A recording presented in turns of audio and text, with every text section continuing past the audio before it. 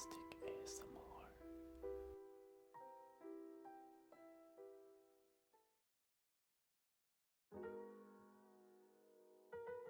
You have recently viewed real estate advertisements on the internet. You wanted to move out and live in your dream place in the world. Unfortunately, you cannot afford to buy any houses. You don't have any money. But this one loan officer seemed quite interesting. They offer you an infinite amount of money for a simple signature. Unfortunately, the only condition is to be immortal. So, you've decided to become a vampire. Yes, you have always dreamed of long snow-white teeth and a perfect appearance. So, you started looking for information on how to become a vampire. You found a weird article titled, "A Guide to the Future Vampire," written in broken English by someone who was from Central or Eastern Europe. The article was divided into several chapters that you started reading. Chapter 1. Birth and Childhood. According to Slavic beliefs, you can be born a vampire. Such a child may have human, non-vampire parents. A baby can come into the world with a large head or in a cap, that is, in an intact amniotic sac on the head. It is not harmful to the baby's health. The amniotic sac, fully or slightly torn, adheres to the infant's scalp. This is a very rare phenomenon, occurring once in 80,000 cases, and most often occurs as a result of a cesarean section. In many cultures, it is a sign of happiness and prosperity, and such children are destined to greatness. However, these membranes were valuable. For lawyers, they were supposed to help win hearings. A potion made from a dried and powdered amniotic sac was supposed to help cure diseases like malaria. For this reason, in the old days, midwives would often steal films to sell later. However, in order for the child to become a vampire, the amniotic bag should be kept and put into a linen pouch. The future vampire should carry a pouch with them as an amulet. Another sign of vampirism at birth is being born with a tooth or a teeth, which is statistically the case in 1 in 2,500 babies.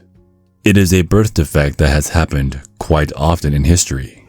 Teeth are usually removed after birth because they can be uncomfortable when feeding, and the baby may choke on them because their roots are short and the teeth can easily fall out. In different cultures, such teeth often symbolize something else. So for example, in England, children born with a tooth were to become famous soldiers. In France, it was a symbol of happiness, and in China, it was a bad omen. Chinese babies born with teeth were considered monsters to bring bad luck. In Slavic culture, a child born with teeth was supposed to signify the birth of a vampire. According to the Slavs, a child who sucked on the mother's breast for too long took food from another child. Yes, Slavic vampires also like milk. It was also possible to be born a vampire into a vampire family. Unfortunately, such a child was weak and was often ill. Bezkost, boneless, as that kind of vampire was called, often died before his 7th birthday. He also became undead if he were not baptized. You were thinking, you were not sure if you were born with an amniotic sac on your head, much less do you have one. In the photos when you were a baby, you don't have visible teeth, so this option doesn't fit either. And although you were often sick in childhood, you have bones. You perfectly remember visiting the hospital with a broken arm while you were learning to ride a bicycle. Chapter 2. The Adult Period. In Slavic culture, it is possible to recognize a vampire not only at birth, but also during their life. People with tooth anomalies were accused of vampirism. The suspects were people with excessively forward canines, with 2 rows of teeth in the upper or lower jaw, or with additional teeth. Red hair and fused eyebrows were often supposed to be evidence of vampirism. Interestingly, the Slavic vampire did not have armpit hair and had red nails. People who were sick were often accused of vampirism. They moved with difficulty due to the fusion of the spine or were lame. The most popular vampire disease in pop culture is porphyria, a rare genetic disease associated with disturbances in the processing of hemoglobin, the red pigment in the blood. People suffering from this disease are sensitive to light, weakened, and their external appearance changes. However, this disease is very rare.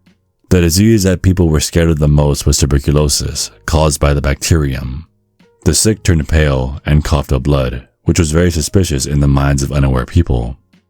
Other factors were also hematodipsy, i.e. sexual attraction to blood, photophobia, i.e. the fear of light, giganticism, disabilities, and mental illness. The vampire could be recognized by talking to himself or being left-handed. Vampires could be people who were bad in life, criminals, promiscuous people, dealing with magic, non-believers, and also cursed by a witch. Strangers in some community, such as immigrants, were suspected as well. As a last resort, you can sign a pact with the devil. The cryograph sounds great. One signature and you are a vampire. Nothing could be easier. You don't have to change anything in your life. But what was the phone number to hell? The last time he called 666, Nero answered and you'd rather talk to the devil. Chapter 3. Death. In Western European culture, in order to become a vampire, you have to exchange blood with them.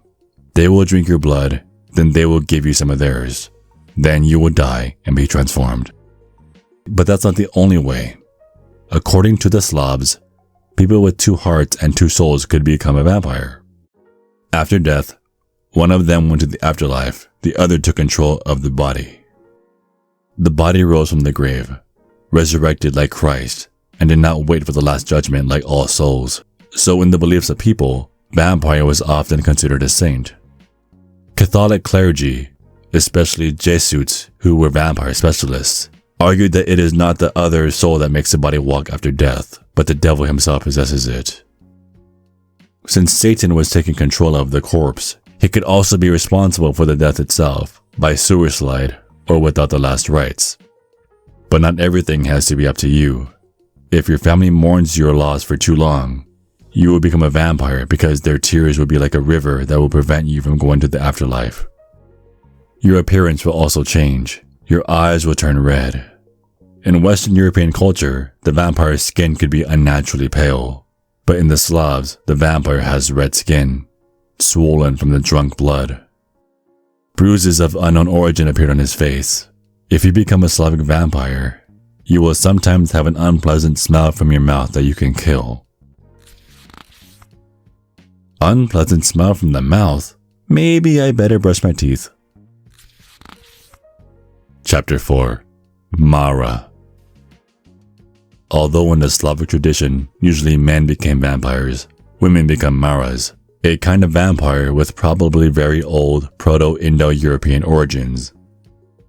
Mara is a sleep paralysis vampire.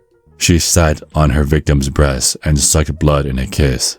She is associated with nightmares. She appears in the English word nightmare, French cauchemar, Russian word koszmar, and Polish koszmara. Mara was the 7th daughter of the same parents, a girl who was baptized by the priest who mistook the words of the prayer, as well as murderers and women who died in sin without confession. Wronged or painfully cheated people could turn into this type of vampire to get revenge. If your appearance is also a bit different, for example, you have fused eyebrows or have multicolored eyes, you can also become a Mara. You could become this vampire while you were alive or after you died. Mara might not even have known that at night her soul rises out of bed to feed on those closest to her. The victims were usually family, neighbors, and friends, but Mara did not kill them, and people only woke up sore and tired. In Slavic culture, men rarely became this type of vampire. You thought this was the end of the article. You found some solutions for yourself, but it wasn't over. At the end, you noticed another short paragraph. You became interested in this. It was written backwards and it took some time to read it. It wasn't included as a chapter, but it was called The Last Hope. Once you've read the entire article and you think you already know everything about how to become a vampire, you're wrong. It is not enough that you check each point of this text on yourself. You need a vampire as a guide. Don't look back. They're already there, and they're hungry.